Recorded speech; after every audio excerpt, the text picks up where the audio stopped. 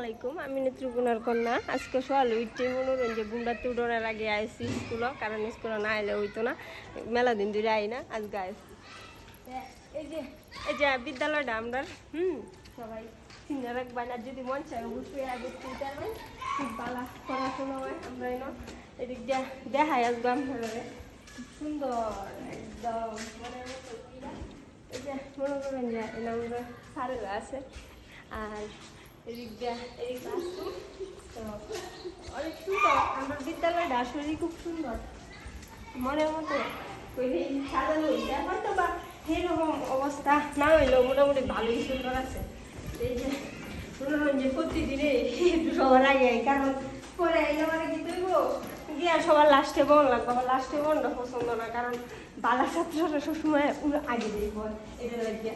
তো এটার লাগে 2 তালা, আমরা 3 তালা যাই না, কারণ আমরা ক্লাস 3 তালা যায়, আর 2 তালা অন্যরা ক্লাস হয়। দেখাই আমরা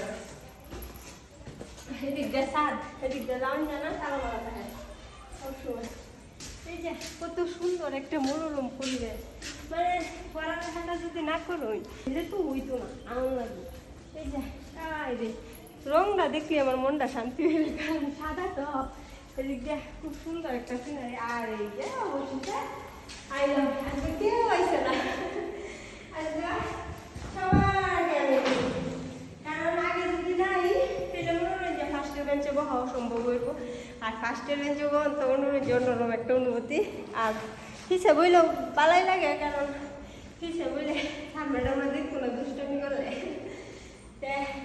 আপনারা অবশ্যই জানাই ভাই সকাল সকাল স্কুল জীবনটার মধ্যে ফিরে গেলে কিরকম আনন্দ লাগে, ঠিক আছে? তো আজকে ভিডিওটা দেখতে অবশ্যই জানাবেন আপনারা ছোটবেলার সময়টা কিরকম কাটতো।